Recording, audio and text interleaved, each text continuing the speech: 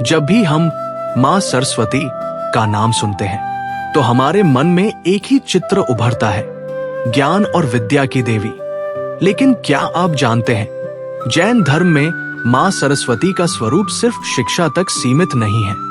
वो एक ऐसी दिव्य शक्ति है जो जीव को मोक्ष के मार्ग तक पहुंचाने की क्षमता रखती है। आज हम जानेंगे जैन धर्म के अनुसार माँ सरस्वती का रहस्यमय और दिव्य स्वरूप। माँ सरस्वती को अनेक नामों से जाना जाता है, श्रुत, शारदा, भारती, ब्रह्मी, वागीश्वरी।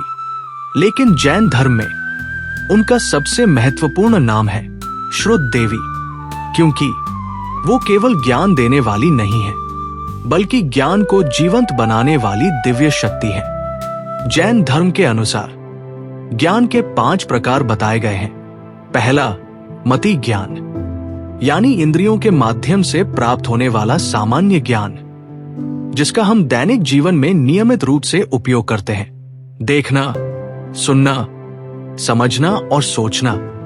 दूसरा, श्रुत ज्ञान, जो गुरु के उपदेश, शास्त्रों और वाणी के माध्यम से प्राप्त होता है। तीसरा, अवधि ज्ञान, एक अलौकिक शक्ति जिससे दूर की वस्तुओं को भी जाना जा सकता है। चौथा, मनःपर्यय ज्ञान, यानी दूसरों के मन के विचारों को जानने की क्षमता। और पांचवा, केवल ज्ञान, पूर्ण, अनंत और सर्वज्ञ ज्ञान। इन सभी में सबसे महत्वपूर्ण है श्रुत ज्ञान, और यही मां सरस्वती का मुख्य स्वरूप माना गया है। उन्हें अधिष्ठात्री देवी कहा जाता है, क्योंकि वे केवल ज्ञान नहीं देती, बल्कि पूरे जगत में ज्ञान का प्रवाह कराती है। मां सरस्वती इस संपूर्ण सृष्टि में ज्ञान की मूल धारा बहाने वाली दिव्य शक्ति है। आप देख रहे हैं YouTube channel Jain library. Jain धर्म की ऐसी प्रेरक एनिमेटेड कहानियां देखने के लिए हमारा चैनल जैन लाइब्रेरी सब्सक्राइब करना मत भूलिए। वीडियो पसंद आए तो लाइक, शेयर, कमेंट और हाइप अवश्य करें। इस अवसरपिनी काल के उषा काल में भगवान ऋषभदेव को सृष्टि के आद्यकर्ता के रूप में माना जाता है।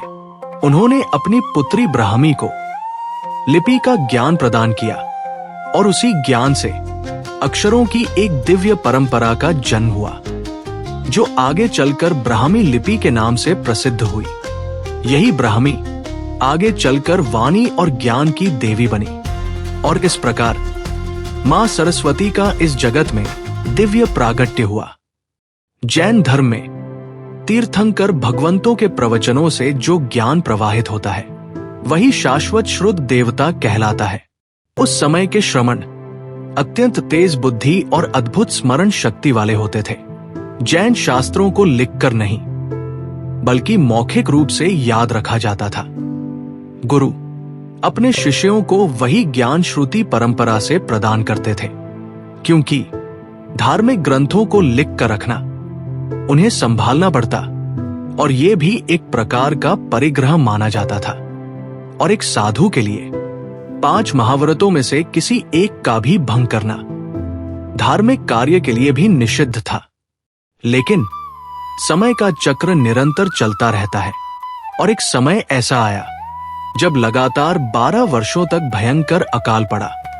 उस कठिन काल में जैन साधुओं के लिए भिक्षा प्राप्त करना भी लगभग असंभव हो गया। परिस्थितियां इतनी कठोर हो गई कि साधुओं को अपने नियमों का पालन करना भी कठिन लगने लगा, और धीरे धीरे अंग और आगम का ज्ञान भी भूलाने लगा।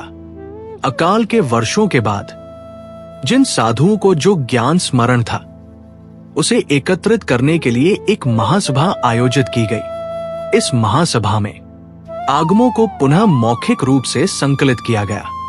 फिर भी समय के प्रभाव से श्रमणों की स्मरण शक्ति क्षीण होती चली गई, और एक एक करके अनेक श्रुद्धर आचार्य भी इस संसार से विदा होते गए। ऐसे कठिन समय में जैन श्रमणों को श्रुत ज्ञान के अध्ययन और संरक्षण के लिए 5 प्रकार के ग्रंथों अर्थात पुस्तकों को स्वीकार करने की अनुमति दी गई, और यहीं से एक बड़ा परिवर्तन शुरू हुआ। जो ज्ञान पहले केवल श्रुति परंपरा से चलता था, वो अब पुस्तकों में लिखे जाने लगा। पहले तीर्थंकरों और श्रमणों के उपदेश ही शुद्ध ज्ञान माने जाते थे, लेकिन अब इन पुस्तकों और ज्ञान देने वाले साधनों को भी शुद्ध ज्ञान का ही रूप माना जाने लगा। और इसी के साथ मां सरस्वती के स्वरूप का भी क्रमशः विस्तार होने लगा। द्वादशांगी भगवती जैसे ग्रंथों में ये ज्ञान सुरक्षित किया गया। प्रतिक्रमण, स्तोत्र और दैनिक आराधना में मां सरस्वती की उपासना होने लगी। यहां तक कि ज्ञान के अतिचार में ज्ञान के उपकरण जैसे पाटी, पोथी, ठवणी, नवकारवाली आदि, इनकी भी अशातना से बचने का उपदेश ज्ञानी भगवंतों ने दिया है। महान आचार्य श्री यशोविजय जी ने अपनी श्री सरस्वती अष्टक में कहा है कि मां सरस्वती केवल ज्ञान तक पहुंचाने का मुख्य साधन है। उनकी कृपा से सम्यक ज्ञान प्राप्त होता है और उसी सम्यक ज्ञान के द्वारा सम्यक दर्शन और सम्यक चरित्र की प्राप्ति होती है। और जब ये तीनों मिलते हैं तभी जीव को प्राप्त होता है मोक्ष, जहां जन्म और मृत्यु का चक्र सदा के लिए समाप्त हो जाता है और आत्मा अपने शुद्ध स्वाभाविक स्वरूप में स्थित हो जाती है। इस प्रकार मोक्ष का ये सर्वोच्च मार्ग मां सरस्वती की कृपा से ही संभव होता है। चलिए सुनते हैं एक अद्भुत और प्रेरणादायक घटना। विक्रम संवत की 8वीं शताब्दी में आचार्य श्री बप्पभट्टी सूरी महाराज की बाल दीक्षा जीवन की एक चमत्कारी घटना अत्यंत प्रसिद्ध है। उनके गुरुदेव आचार्य सिद्धसेन दिवाकर ने उनकी अद्भुत योग्यता को पहचानकर उन्हें श्री सरस्वती महामंत्र प्रदान किया। बाल मुनिश्री निरंतर उस मंत्र का जप करते रहते थे, लेकिन एक दिन वे अपने नित्य जप में इतने अधिक एकाग्र हो गए कि उनके नैष्ठिक ब्रह्मचर्य के तेज गहरे ध्यान की लय और मंत्र जाप की शक्ति से स्वयं मां सरस्वती उन पर प्रसन्न हो गई और प्रकट होकर मुनिश्री को वरदान दिया, आप सदा अजय रहेंगे। उस दिव्य कृपा के बाद मुनिवर को प्रतिदिन 1000 श्लोक कंठस्थ करने की अद्भुत शक्ति प्राप्त हुई।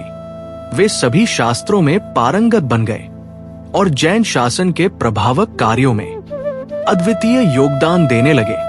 केवल यही नहीं, मां सरस्वती की कृपा से ही आचार्य हेमचंद्र, कालिदास, हर्ष, माघ और भारवी जैसे महान विद्वान विद्या के क्षेत्र में सर्वोच्च स्थान तक पहुंचे। मां सरस्वती का स्वरूप केवल सुंदर ही नहीं बल्कि अत्यंत प्रतीकात्मक और गहन अर्थों से भरा हुआ है। जैन परंपरा में मां सरस्वती को राजहंस के साथ दर्शाया जाता है, जबकि अन्य परंपराओं में उन्हें मोर के साथ भी जोड़ा जाता है। मां सरस्वती के हाथ में जो पुस्तक होती है वह ज्ञान की असीम और अमोघ शक्ति का प्रतीक है।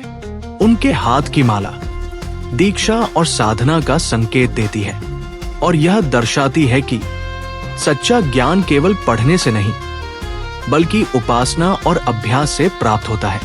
इसी प्रकार उनकी वीणा का मधुर नाद ये संकेत देता है कि आत्मा को अपने शुद्ध स्वरूप में स्थिर करने के लिए संगीत और साधना का कितना गहरा संबंध है। राजहंस का एक विशेष गुण होता है, वह दूध और पानी को अलग करने की क्षमता रखता है। उसी प्रकार मां सरस्वती हमें सत्य और असत्य के बीच का अंतर समझाने की विवेक बुद्धि प्रदान करती है। मां सरस्वती शतदल कमल पर विराजमान होती है, जो ये दर्शाता है कि वह केवल ज्ञान और विज्ञान की अधिष्ठात्री ही नहीं बल्कि संपूर्ण साहित्य, संगीत और कला की भी परम अधिष्ठात्री देवी है। मां भगवती सरस्वती का प्रभाव त्रिकाला बाधित है। वे सभी सांसारिक जीवों को ऊर्ध्वगामी बनाने वाली प्रेरणादायक ज्ञान शक्ति का स्वरूप है। हर धर्म और हर समुदाय में मां सरस्वती को विशेष रूप में स्वीकार किया गया है।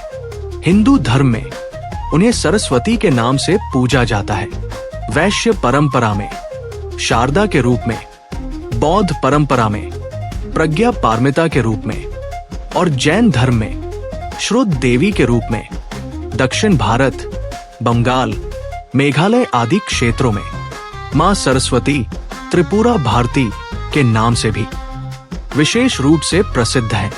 विभिन्न मंत्रों के माध्यम से मां सरस्वती की साधना की जाती है और उनकी दिव्य कृपा प्राप्त की जाती है। ज्ञान ही वो प्रकाश है जो अज्ञान के अंधकार को मिटाकर जीव को मोक्ष की ओर ले जाता है और उस ज्ञान का मूल स्रोत है मां सरस्वती। जैन धर्म के ऐसे तारलों की अनसुनी और प्रेरणादायक कहानियां सुनने के लिए हमारा चैनल जैन लाइब्रेरी सब्सक्राइब करना मत भूलिए। वीडियो पसंद आए तो लाइक, कमेंट, हाइप और शेयर अवश्य करें।